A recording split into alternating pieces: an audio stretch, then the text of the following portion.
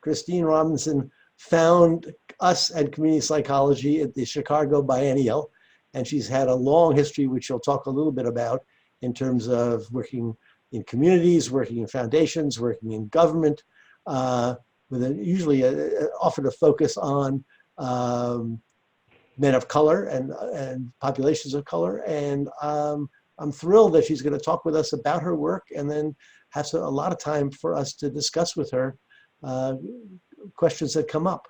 So Christine, it's all yours. This is wonderful. I'm delighted to be here. Can everybody see me and hear me and see the slides, I hope? And I need to turn this off because you guys don't need to see everything. I don't know exactly how to disable that. So I apologize for the distraction. But I wanted to spend time today talking about a recent project that I've been engaged in. I just wanted to first start saying that I'm talking to you all from Washington, D.C. I'm at the Urban Institute, and unfortunately I have a meeting that starts at 1, and so I'm going to need to hop off at 12:55. As a means of introducing the community psychology theme, I thought it would probably be easier if I just went through at a very high level, a recent project that I've been responsible for, supported by the Lumina Foundation, that's been focused on post-secondary success for men and boys of color. And a number of community psychology tenets are woven throughout this project. I think that that may be the easiest way to just hop into a whole host of subject matter that I'm hoping to discuss with people today. So I'm just going to do a general overview of the project, talk about the rationale, the findings, some cross-site learning and implications for systems and policy change in both all of the localities as well as at a national level. Throughout this, my goal is for us to really talk about a number of community psychology frameworks and looking at the inherent dignity of all people, social justice, constituent voice, equity, context, quality of life, looking at historically marginalized populations. And so I think you'll hear those themes throughout the presentation. Why men and boys of color? Lumina has been very concerned, as many people may know, in education. And completion is really an issue. To be frank, and I think a number of people are aware of this, that we've done a fair job as a nation of getting boys and men of color into post-secondary, but disproportionately haven't completed. And so it's really important for the nation, strengthening the nation's labor force, community, to really look at specifically the trajectories of men and boys of color. Starting out, and I think it's consistent with community psychology in doing this initiative, we really rejected deficit narratives, that this was not an issue of the men and boys themselves, but we flipped the script and we're very interested in a paradigm change of what is it the institutions need to do. And so how can, instead of us trying to make men and boys of color ready for post-secondary, how can post-secondary be ready for men and boys of color? The project is a national demonstration that was really focused on specifically persistence and completion. We wanted to elevate knowledge around post-secondary entities, build bridges, and do better coordination between the post-secondary institutions and community. So as you'll hear as I talk about this, in each of the 6 municipalities, community-based nonprofits were very much engaged, and in most cases also government was engaged, either the state, the local, or municipal government.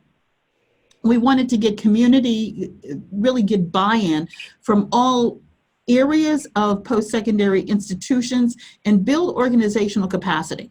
So you'll hear me talk a little bit about all of those themes. I wanted to just lift up the 6 cities that we were in. The sites are really the star of the show. In Newark, Essex County College, as well as Newark City of Learning, and My Brother's Keeper in Newark and Detroit, the Hispanic Development Corporation pulled together a consortium of about 9 nonprofits that served a very diverse group. Access, which is a large Arab organization, LGBTQ youth involved with the justice system, and they worked very closely with Wayne State University, University of Michigan, Dearborn, and Henry Ford Medical College. In Oakland, California, Urban Strategies was the lead there. They worked closely with Chabot College and Laney College, and their particular initiative was solely focused on men and boys who'd been in the justice system. In Buffalo, the work there was with Say Yes Buffalo, Medaille College, and Buffalo State. And in Little Rock, there was a very interesting and diverse consortium of state institutions as well as HBCUs. So they pulled together Philander Smith, Hendrix College, Shorter College, which are all HBCUs, along with University of Arkansas Pine Bluff, Pulaski Technical, which is a 2-year career and technical education school. Los Angeles, the major anchor there was Social Justice Learning Institute. There were actually more than 500 organizations across the entire initiative that were engaged at some level. Far too much to thank, but I wanted to give some sense of the breadth and scope. Moving on, the major findings across this initiative, number one is transitions matter. There were a number, for example, of men and boys of color who were accepted into post-secondary and never matriculated. We looked at patterns semester after semester. And so how do you transition from first semester to second semester to third? In some, we intentionally looked at the transition, if you will, between a 2-year into a 4-year. So improving transitions is really a big part of the story. Looking at financing was huge, and I'll talk about this in a little bit greater detail, but plain and simple across the board, K-12 is not doing justice to boys and men of color in general. I think most folks on this call will know that in many instances, men and boys of color are concentrated both in urban areas across the US and also in rural areas, which is probably something we don't think a lot about, but it's true. And a lot of those school systems, plain and simple, are underfunded. And so what happened was, in general, you had large populations who were not college ready and therefore spent large amounts of money on developmental education. And so their Pell Grants and financial aid in many cases were expended by the time before they'd actually completed the number of college courses that they needed to complete to move them on to a degree. And we'll talk a little bit about why that's such a problem. There's a real need for academic support for the very reason that I just mentioned. Looking at cultural responsiveness and relevance of faculty member and staff, which could, of course, be improved in hiring, not only in the classroom, but across all areas of the university, in the registrar's office, financial aid office, counseling, student services, and actively supporting affinity groups. So many of you will be familiar with this. It's, of course, the work of Dr. Isaac Pralotinsky, who is one of my mentors, and he's been fabulously supportive, but this whole issue around mattering, meaning do men and boys of color feel like they matter? This is part of what we see on college campuses, what we say and what we do, but also what we don't say and what we don't do and what we believe. So in talking to men and boys of color about their experience, one of the big questions was, do they feel that they belong on the campus? Are they part of the campus culture? Do they belong and feel that they belong in their major? And do they have an academic sense of belonging, meaning that they belong in school? So there were many different levels of this belongingness, and these are all layers of an onion, if you will, that we need to really begin to untangle, but it was fascinating to hear their words. I'm going to be very brief here, but part of this is a rationale for the work. I need to lift up the work of my colleague, Dr. Ronald Mency, who was one of the technical assistance providers. I want to step back for a moment and say that every single person involved in this, all of the site leads were people of color, and all of the scholars who provided technical assistance were people of color. And so when you're looking at every single one of us was from some historically marginalized community or another, and part of that was intentional because we wanted to make sure that the project leadership was really, kind of had lived experience. So Professor Ron Mency is at the Columbia School of Social Work, he's an economist by training, done significant work on boys and men of color in the economic market. And Dr. Luis Panwan is at Texas A&M, and he was our education consultant. The rationale of looking at the economic rationale for the work was important. And I'm going to go through these next slides very briefly. We can spend the entire hour talking about them. It's really looking at medium wage. And so I'm just going to very briefly talk about it. And you guys can easily see that the hourly wage has really changed from 1980 to present day. If you look at the disparity between those, the median wage of men with a high school diploma and those with an advanced degree, it automatically gives you an economic reason as to why this really matters. Not only thinking about earnings, but also thinking about the kind of skill sets and lifestyles that people have who have a bachelor's degree and an advanced degree. This particular chart, the biggest line to me that is of most deep concern is the yellow line, because these are the men with some college, who this entire initiative is all about. These are boys and men who have gone to but not completed. And you will see that I think it's very interesting that their wages are even lower than those with a college, with a high school diploma. A big concern here is that, as I mentioned earlier, they have some college, but they haven't completed, and the vast majority of them have a significant amount of debt, as we all know, with the cost of post-secondary. And so you have this real question of, is post-secondary worth it? If I go, I don't finish because I'm not prepared, and then I graduate $40,000, $50,000 in debt for a degree that I haven't attained, and economically I can't make it. So I'm going to very quickly go through these slides, and these come from McKinsey, looking at the displacement that's being caused by automation and the fact that African Americans are overrepresented in most of the categories that are expected to be changed due to technology and automation. So office support, food services, production work, but there's an underrepresentation, as you will see on the right, in all of the sectors that are growing. And again, I'm going to move really quickly through this because of time. It's even more marked when you look at gender. So on the left side, you look at the areas where men of color, African American men, are concentrated, drivers, laborers, manufacturers.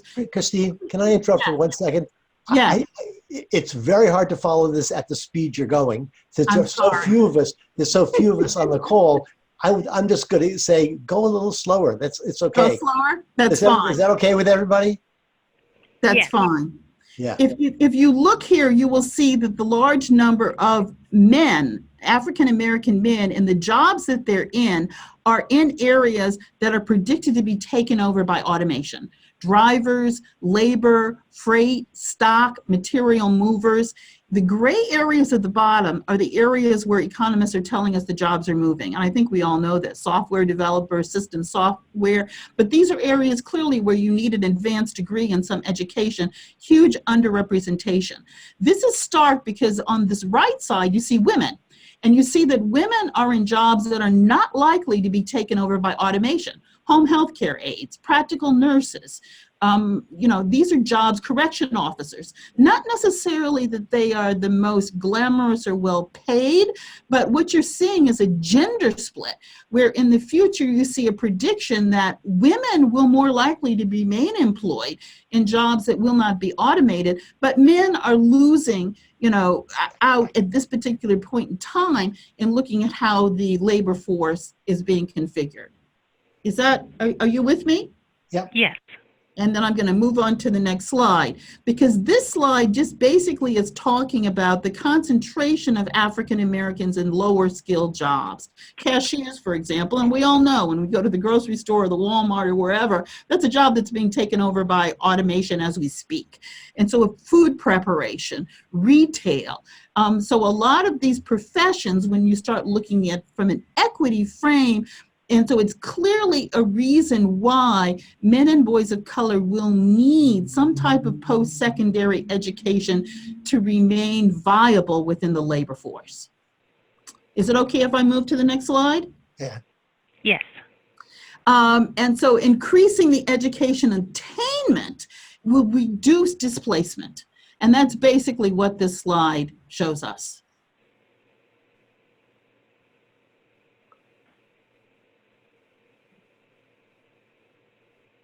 Hello? Yep, I'm still here. Okay, and I yes. wanted to, what I'm trying to do is be patient because I want folks to take it in. And I'm going to give everybody the slides, but I'm going to move on because this basically is background, if you will. Keep moving. The background that was the rationale as to why post-secondary education, specifically for men of color, is a challenge and something that we really need to look at as a nation. And so the point was made starkly that we need to create a culture of evidence. The rationale is there within the data, but we then also needed to build our own case of evidence so that we might be able to make a case to the policies and systems and the post-secondary institutions themselves that this population mattered. And some of you may be familiar with Simon Sinek's TED Talk, and he talks about knowing your why. Many people know what they do and how they do it, but don't really know why they do it. And so one of the key questions we ask of post-secondary is, why is it that men and boys of color matter?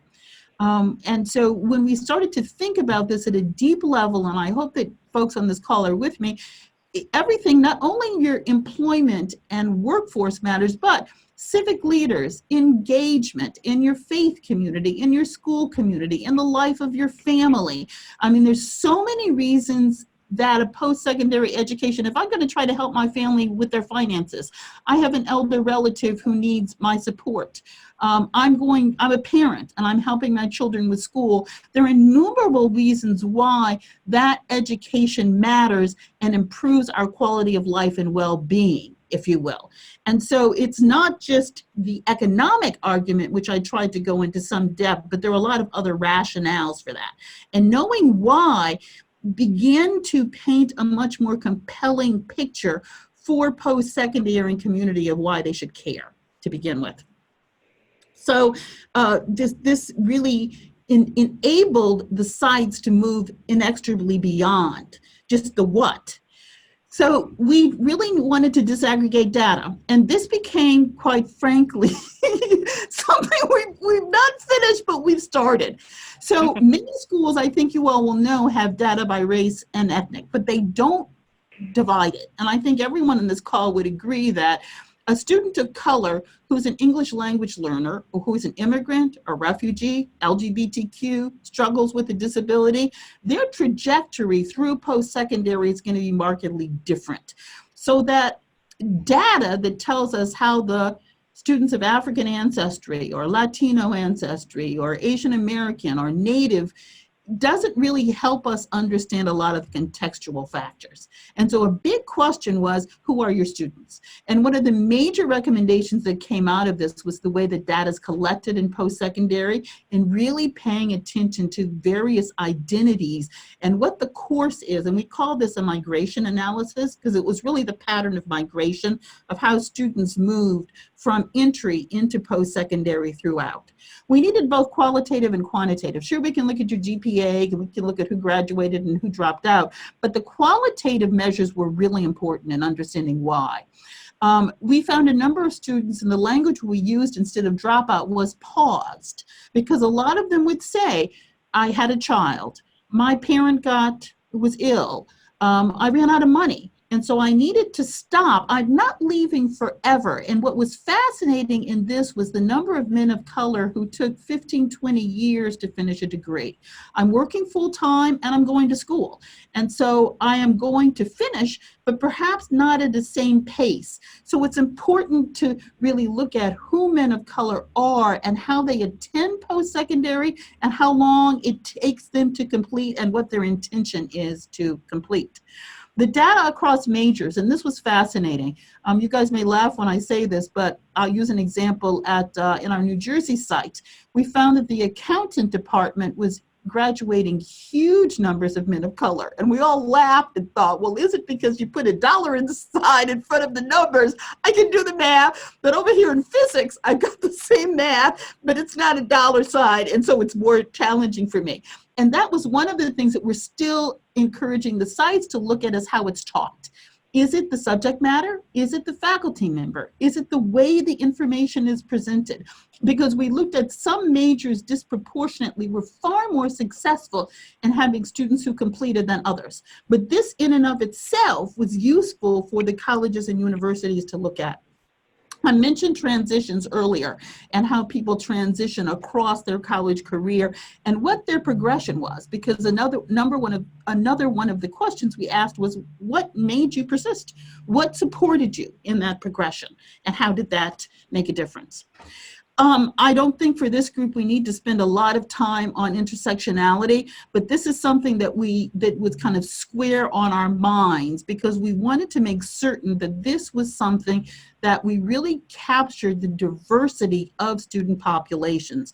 So really quickly, we had students in this project who were from age 17 to age 70. We had more than 50 different languages and cultures, religions. Clearly, we did some very focused work on students who were in the child welfare system, students who'd been in the justice system. Various sites had different interests in different population groups, and their experiences were very different. And in the time that we have on this call, I can't really get into detail, but it was really interesting to understand, plain and simple, one size really does not fit all. You all are very familiar with the socio-ecological model, and I can't tell you how important this framing was to the project, because plain and simple, the unsung heroes in this work were the nonprofits. A lot of the community-based organizations went to bat for these students. I'm struggling in my math class, and I go down to the multi-service center, I go down to the community-based organization, I go to the church, and somebody helps me. A lot of these folks were not paid, but they cared. And the students who really wanted to finish, I need somebody to break down calculus so I can understand it, because the pace in the classroom, or I'm an English language learner, and could I get somebody who speaks Spanish who can help me get through this, because I'm trying to get the work. It's not that I can't understand the concepts, but the way that it's being presented. So the nonprofit backbones that did this work really are the unsung heroes. And I can't tell you how important that element is in looking at that interface, which was something that we really hadn't been aware of. Lumina's primary focus was on the post-secondary entities themselves. One of the major focuses was the nonprofit partnership is really part of the success story in this work. So the whole question of narrative, I don't think I need to spend a lot of this, but the whole question of narrative, men and boys of color, what the narrative is, how men and boys of color are portrayed is really foundational. We all know that there's a demonstration, a lot of research has been done that demonstrates the inequality and the link with the likelihood that one even finishes high school, increase in teen pregnancy, increase in justice involvement. So who controls the narrative? And this gets back to a lot of questions around identity and who you are and how men and boys of color are seen. I don't want to spend a lot of time with this slide, because I think all of us as community psychologists really understand this whole issue around people who are damaged or who are vanishing or need to be saved or who are deviant. I mean, I could add a whole lot of other terms. We came across this all the time on campuses and conversations with faculty, with students, and I think all of us understand how that makes one feel. So persistence and completion, I just need one experience that is really profound that says to me, I don't belong here, plain and simple. And some students exited or paused, if you will, until they could find a way to come back and redress some of those issues. But this is one of the things that we brought to a lot of the administrators in the schools. The demographic shifts you all are very well aware of, but really bringing to the fore to post-secondary leaders that the future of post-secondary is much more diverse. And so understanding how the population is changing and who our younger students are and younger cohorts are was really important. So therefore, our real focus came to disrupting institutional complacency. That this was not an issue of the boys and men of color, it was an issue of the institutions in and of themselves. And again, the question of are colleges and universities ready to serve male students of color became the presenting question for this particular set of research. In looking at the students and how diverse they are and where they're from, was fascinating. I'll tell one brief anecdote. In our study in Michigan, for example, we had a cohort of Native Indigenous students, and they kept on saying, nobody really cares if we graduate. Well, in Michigan, Native students don't have to pay tuition. And indeed, nobody did care, because since it wasn't revenue generating, it didn't matter. It's like, if these kids don't finish, it doesn't matter. It doesn't affect our bottom line. And this is why, again, going back to this question about knowing your why is so important. Why would you be engaged, and why would you continue to persist? So reframing the organizational culture and the organizational commitment was really something that we wanted to make certain. And we did a lot of stakeholder analysis in this work, because the collaborative activity, bringing organizations who are collaborative, understanding as an organization why this matters, was really foundational for the work. The collaboratives themselves, institution-wide, this was not something that one office solely could be responsible for. So we needed to engage administrators, faculty, first contact staff members, trustees, as well as the larger community. This became a series of community conversations led by each of the 6 different communities in different ways, because all 6 of them had a different population, a different way of looking and presenting questions that they wanted to raise. And in doing the work, I think, again, from a community psychology perspective, one size did not fit all. In order to do this effectively, this work needed to be squarely owned by the people in the community, so they could actually develop a community-based plan and a strategy that was going to fit the people, the institutions, from a local perspective. So context really mattered. Christine, yes. By that, do you mean community within the academic setting or the wider community? Both. For example, in Newark, the mayor had a platform, if I kind of go into that as an example, that basically said, we want every student who graduates from a Newark, New Jersey high school. No, first of all, we want to increase graduation from Newark, New Jersey high school, and we want all Newark students to move on to post-secondary. Essex County College is the open access 2-year school. So any student who's a graduate of any Newark high school can move on to this 2-year school. When you had the mayor actually saying, I'm going to put forth my policy chops, I'm going to look for additional revenue, I really want this to happen. And it became a policy agenda, because I think many of us on this call know the whole issue of opportunity youth. If you're not in school and you're not in work and you're between the age of 15 and 30, this is a social policy challenge of what kind of activity are you engaged in. And I think all of us who are concerned about the justice system, child welfare, the way that foster kids are treated, I mean, there are a whole host of policies and systems that come to the fore when we start looking at post-secondary. And so I'm going broad here, Tom, because if I went into, which is why I want to share the reports with people, you'll see that there's actually an intentional focus in some communities where we're prioritizing the justice system. We're prioritizing 2-year students. We're going to work with our trustees to get more money.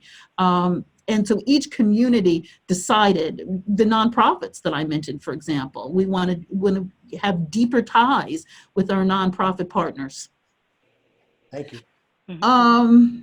The awareness of the educational experiences was really important. And so this was fascinating, because we really wanted to lift up the voice of the students. We want to get some sense of, what's your perspective here and how do you see this? What mattered most, according to the students, was cultural humility for frontline staff members. I had a really interesting, this is just an aside, interesting anecdote of a young man who, first generation, came onto campus, stood in a line for 2 hours. He thought that he was signing up for classes. When he got to the front of the line, and he was funny, he was honest, he said, you know, as Black people, when we stand in a long line, usually there's not good news. And I got to the front of the line and there wasn't good news, because I was in the wrong line. They told me that I had to go and stand in another line. And here's an example of transition. He's not even registered for class, and he got ready to leave campus. He ran into one of his high school classmates who was a year ahead of him. And they got into this, you know, hey man, are you gonna play ball? I'm on the team, you know, why don't you come and hang out with me? And because this was one of his friends, he basically confided and said, I've never been on a campus before. I stood in this line. I don't know where to go for class. I haven't found anybody who's going to help me here. I feel really out of sorts. I don't know these people. I don't know this place. This feels foreign to me. And so his friend said, I'll show you, kind of I'll walk with you. But I think that was a great example of kind of bringing to the fore how one negotiates. And he was ready to give up. He was like, this is too much. And he hadn't even gotten to class yet. And that was a challenge. He was trying to figure out, where do I sign up for my classes and how am I going to negotiate this? The study skills piece, as I talked about, and the need for developmental ed and the end of stigma, too many of us historically know the stereotype around the dunce cap. And so, again, we're going back to deficit narratives, that Black folks just don't have much to offer. Latino folks don't speak English. I mean, you've got whole population groups, and they know what the pervasive narrative is, and the stigma of participation of, if I need a tutor and if I need some academic support, how do I ask for that with dignity and realize that everybody at some point in their life needs somebody to support and help them, and there's no shame in asking for help. But that was something that came up loud and clear. The need around mentoring, counseling, and mental health services, I think many of us are very well aware. The community psychology field and predominating a lot of information on depression and struggle for young people, particularly at this particular point in our nation's history. Positive experience with caring adults, trying to make sure that all students on campus have someone, be it the coach, the choir director, a faculty member, cafeteria worker, somebody who's in that school who's got your back, that you feel like again, it's back to Isaac's notion of mattering, that you matter, that somebody cares about you. Classroom engagement, a lot of the students really found the way that information was given wasn't relevant to their own experience. It wasn't something that they could relate to. And that was very, very significant when some of them said, well, I'm going to step out because there's nothing that they're talking about here that really makes any sense in my worldview. Course sequencing, the whole experience of I've got to wait for a year to get that one last class that I need to get this degree. And so how courses are ordered and how can I complete? Or a student, for example, I think I want to be pre-med. I took organic chemistry and I really didn't do well. So pre-med is not for me. And if the only thing I think I want to do is be a doctor, we had some students who were like, well, I don't know what to do now and I'm leaving. Instead of having someone to counsel them through, these are the courses you have, this is the kind of degree you could get, and this is the kind of job that adds up to. But for a number of immigrants, refugees, students of color, they don't know people in the field, they don't have family members who can support them through this, and we heard about this time and again, the whole need for academic advising. I talked a little about the transition from post-secondary from high school. This was hugely significant. Part of it was the kind of counseling that one gets around moving into post-secondary. Is it for me? Financial aid and the forms, the whole application process, and how this all rolls out. And really looking at student strengths and how one understands if one is moving to post-secondary and for what reason. I'm going to move on to the next one because this slide is very dense because I'm almost done. The whole issue around credentialing. We also not only looked at 4-year schools, but also 2-year. And so there is career and technical training, looking at 2-year degrees. I think we would all agree on this call that there are a ton of jobs that are wonderful and actually quite lucrative. For example, in 2-year technical training, welding, electricians, plumbers, carpenters, a whole host of skilled trade, a number of technology jobs, phlebotomists. But a lot of students aren't aware of them. And so how accessible are they, and how do we look at 2-year degrees as being degrees that really may be places that folks can move ahead that would actually meet their own need of purpose and meaning in life and clearly give them a meaning wage. Youth and foster care was a particular concern in this because disproportionately, as we too well know, there are a number of students of color who are disproportionately represented in the foster care system. Again, the navigation there, most of these young people don't have someone in their corner who's helping them move forward. looking at a lot of the federal legislation, there indeed is federal legislation that supports services to youth until the age of 23, but a lot of it is not being implemented. And so post-secondary doesn't really know. Again, the way that they gather data, a lot of them don't know that these are students who've been in the foster care system. They don't ask, and the students don't volunteer. There's a sense of stigma. And so the whole disparate way that public policy is being implemented for this particular class of students is really a travesty. It's a significant challenge. And so I just quickly wanted to talk about some of the recommendations that came out of this, and I'll highlight some of the work in Detroit, because what actually happened as a result of this, and I was blown away by this, the provost at Wayne State University invited the Detroit group to come in for a 3-hour meeting because he wanted to hear from the nonprofits who had led this work. After that, he held a 5-hour meeting that I participated in from 1 to 6 p.m. at his office with the entire head of his senior leadership. As a result of this, there is now free tuition for every graduate of Detroit Public Schools who wants to attend Wayne State. If you can get in, free of charge. He is expanding outreach and financial aid, doing tuition-free summer remedial courses, because the whole developmental ed piece, he recognized, okay, this is really a non-starter. Students aren't going to finish. And we all know that Detroit Public Schools have been in terrible shape. It's really been a challenge. And so the same kind of agreement was made by Henry Ford, as well as University of Michigan at Dearborn.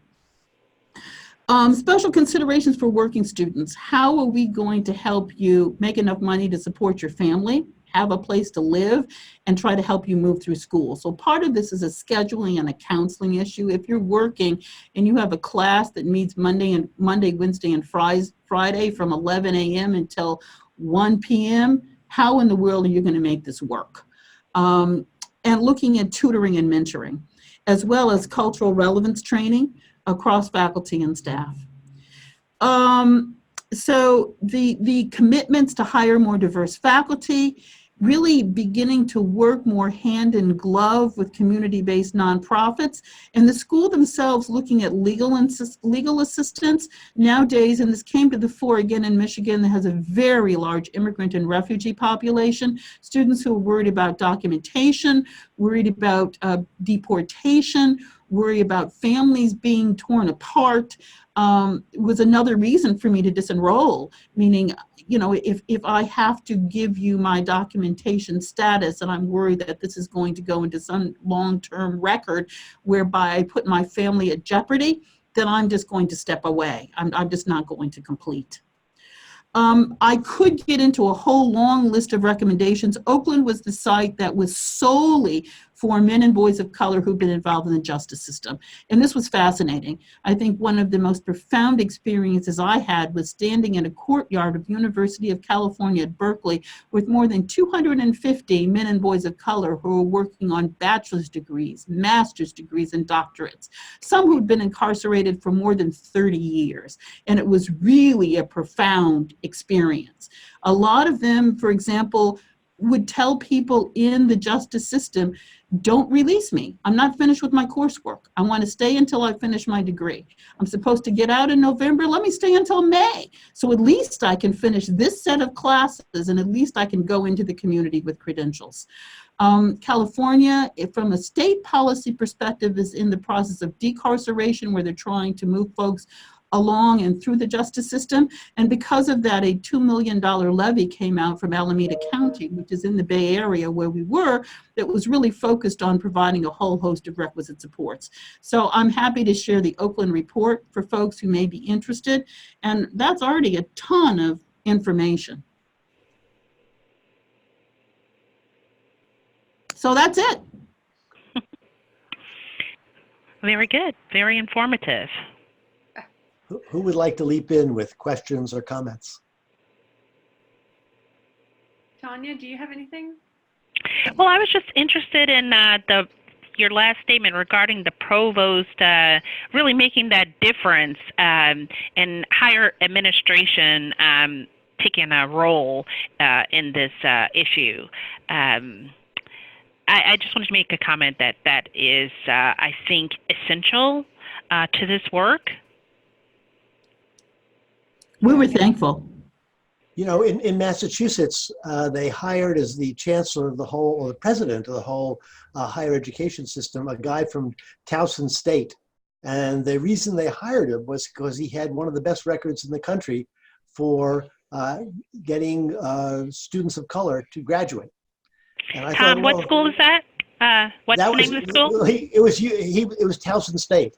And he actually went back to become the chancellor of the whole Maryland system, because Towson's in Maryland, but he didn't last in Massachusetts. But it was very interesting to see someone being hailed as the head of the president of the university for that piece. And it relates to what you were saying, Tanya. It's the valuing of the top administrators for their capacity to deliver on this. But we didn't value it enough to keep it here. Yeah, and I worked, spent my academic career at a minority serving institution, a very small, very poor minority serving institution in rural New Mexico. That's been a historical minority serving institution for over 100 years. And it also has a significant population of Native American students. So it's just, and all of your comments, of course, and your data resonated. I spent a number of years as the data, good Lord, what was my title now? Institutional research, as the director of institutional research. So we were seeing we were looking at and seeing the kinds of patterns, and the qualitative data is incredibly important, as you were emphasizing. We found over and over again that the number one reason people gave us for not completing was personal issues. My car broke down. I got a good job over Christmas break. My mother got sick. I was incarcerated for the first week of classes, or for the last week of classes. You know, all of these, and that's what it was said over and over again. And we had to emphasize that to our administration, because they were always trying to look for things that had an easy fix. And those types of issues do not have an easy fix. And the other thing, one initiative that I tried to push for years that didn't get off the ground was I wanted to start a families graduate together initiative, because we had people who had 60 or more credits, 70 or more credits, and had never graduated. And now they had children in the same situation. They had adult children who had come into it because it's been there so long. Generations have all gone to the same institution. And not gotten degrees. They have parents with 60, 70, 80 credits and no degrees. And then adult kids with 60, 70, 80 credits and no degrees. And I wanted to go back, or kids who were graduating. And I wanted to go back and give scholarships to the people, to the parents of the kids who were trying to graduate now. So, and I really think, that intergenerational pride and modeling, the parents want to do it because they'd always promised themselves that they were just stopping out and they were going to go back, and they want to do it for their kids, and it just seemed like that would have been a really helpful thing to put in place. And then one of the other stupid little rules that stop people from coming back and finishing or get them to drop out is when they're told that they cannot register for classes because they still owe $300. Yeah. So if you won't pay us the $300, you can't register for classes this year. That's insane. Yeah. And I should mention, Jane, as a response to that, Essex County College in Newark, for that very reason, decided that they were going to forgive all the loans. If the loans were a hardship and students couldn't complete because of them, they'd just be forgiven. And we were floored, but that was a wonderful outcome. Came directly from the president as a result of this project and the data that we presented to them. Well, you know, it's very moving to see the data because it is much clearer as a way of understanding what the problem is and what the potential solutions are. And the approach is to say that the only way you're going to solve this is to engage the whole community. Yeah. You know, and universities hate going outside their walls. I was in student affairs. They hated going from academia to student affairs, much less outside the walls. Yeah. So you're really challenging some of the basics. And I'm fascinated by what you found. How does the whole project take this data and move the systems? You clearly have done it on some campuses, but it's profound learning. Well, we're still in the middle of this, meaning a project is not done. If nothing else, and Lumina said that when they funded this, it was catalytic. And so the sites, if nothing else, are still continuing to do their work. In the examples I gave, the leadership within those post-secondary institutions, this got their attention. It was pretty highly visible.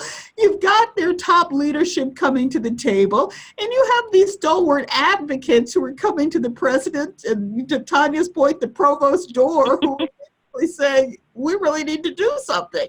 And because of that, I think from a community psychology perspective, you guys can appreciate it. In some ways, I can understand why this is slightly threatening to some of the members of this kind of group whose bread and butter is indeed academia.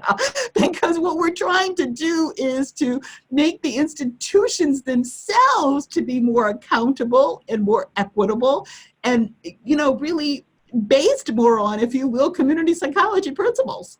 Yeah. So in some ways, I think I was privileged to have the role I had as an outside consultant. If I'd been in the academy, I probably could not have done this work. And I can tell you, working with some very expensive outside consultants, that they tell you that they're selling you an individualized approach to work with your first-time freshmen to ensure success. And they're not. They're not. I mean, they have an algorithm. And then they adapt that algorithm to your data, to your pool of data. But no one took a step back to say, does this approach work for an institution with a freshman class of 400? And is this approach, is focusing on our first-time freshmen our best bet? And where else where might be a better place to put these resources? It's crazy. I mean, it was and then when you're talking about institutions that are struggling, that are facing closure, if they do not maintain financial viability, which by the way, is the situation for my former institution in New Mexico, then you tell them, forgive everyone's $300 that they owe, and they're going to be like, we can't. We can't do that. We'll close if we can't, you know. So it's all really, and just the fact that each institution has to take an in-depth look at themselves. This is a minority serving institution, always has been, and they still have the same problems and the same issues. And we have Native American students who have been in tears because they have felt like they weren't part of the university community because it focuses on Hispanic serving. And we have students who still feel like Hispanic students dealing with Hispanic people in financial aid or Hispanic people in student support, and they still feel like they've been dismissed, that their concerns aren't listened to.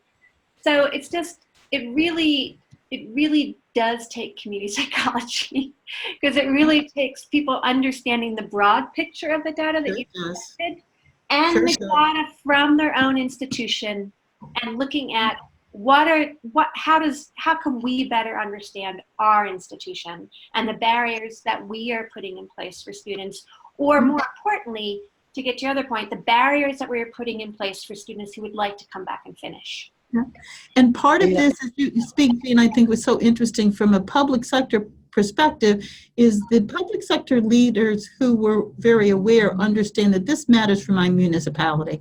I'm talking about the people who live here, the future of my city, my county. You know, where are folks going to go and how much they need this credential? In many communities, we had business leaders, for example, who would come to the table around predictions of jobs and their own prediction around investments that they were going to make based on their ability to graduate folks locally. And that's the kind of table that we really wanted to try to set. So as I mentioned, it's ongoing, but it's still happening. Mm-hmm. Mm-hmm. Christine, I need to honor your need to go to a 1 o'clock meeting. I know this was great. I wish we'd had more time. I wish we'd had more people, but I'm thankful for you guys for hanging in there with me. And I'm more than happy to share, you know, the PowerPoint as well as the documents are available for anybody who is interested. Why don't you just send them to me and we can post them along with the video? I'm happy to. Yeah. So then it'll be on the site permanently. Yeah. That's great. Yeah. Christine, Yes, that's this is great. absolutely fascinating. Stunning, because I've done some work with a national STEM project out of Georgetown, and they're facing all these issues without all the data. But the profound thing I noted coming in as a consultant late in the process was the cultural humility training they'd given these science faculty. You can imagine how much fun that was. Profoundly changed these men and women. They were deeply engaged in understanding the issues because that's where they started. Yeah. Yeah. So it's fascinating. I just want, in closing, one brief comment that I think is important, and this again could be a whole nother conversation, but in Los Angeles, their site was young men, and the proposal that they submitted at us actually had us all laughing, because it was basically, we're going to take the 23, 24, 25-year-olds who finished their 2-year degrees, and they're going to mentor the incoming 18 and 19-year-olds. So what they did was ongoing data collection.